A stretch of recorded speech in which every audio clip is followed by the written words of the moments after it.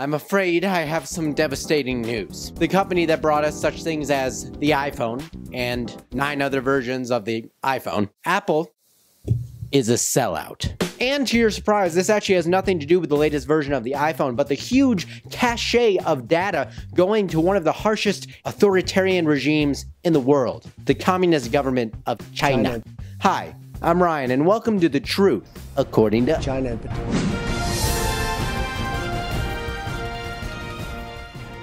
And if you like the news but you don't like being so serious about it, then make sure you hit that subscribe button and notification bell.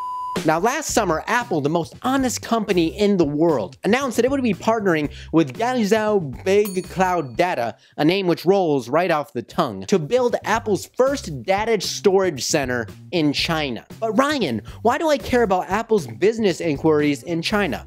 Well, given the Chinese government's continuing crackdown on human rights under President and man with very soft-looking hands, Xi Jinping, Apple's policies in China have far-reaching implications for all of us. In short, all personal user information stored on the iCloud, including photos, even the ugly ones, will be shared with GCBD and could be available to the Chinese authorities as well. So that means the sexts that these Chinese citizens are sending using the new fabulous voiced emoji feature on the iPhone X are not only going to be turning on their significant other, but also probably moistening the pants of some government officials as well. But before we dive too deep, I am curious, do you think American companies should allow such a breach in privacy when it clearly goes against their fundamentals? Leave a comment down below. Now, Apple has said that the GCBD will not have access to personal data stored within the facility without Apple's permission. But under the agreement, users who refuse Apple's terms will be denied iCloud service, and users who accept run the risk of provoking the short fuse of an aggressive police state, resulting in deleted data, accounts, or harassment and imprisonment.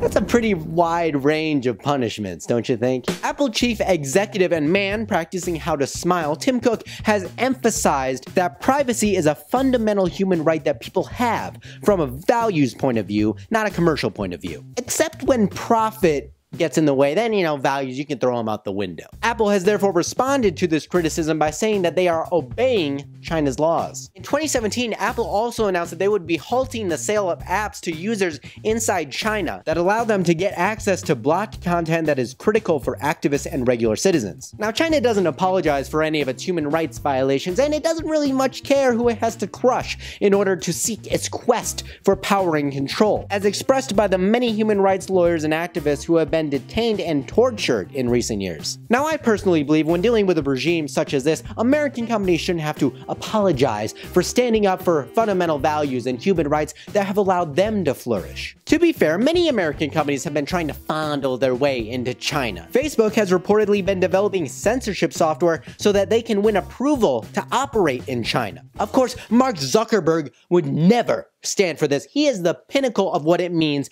to stand up for human rights. Just kidding, I don't think he's human. It is really kind of a shame to see established companies whoring themselves out, figuratively blowing other countries to get some more profit. I like to call this line of thinking dirtbag syndrome, when seemingly good persons/companies who stood for moral equality suddenly develop cognitive dickishness. Society should not shrink their responsibility to uphold social justice, aiding dictatorship in exchange for personal gain. The Chinese people have been fighting for human rights for decades, many losing their lives. If companies like Apple truly care about its users, they should return to its core values and protect the rights of its users at home and abroad. So I pass this question off to you. Should upholding morals outweigh possible profits to be gained? Remember, I'm Ryan, and I'll be seeing you guys in the next video.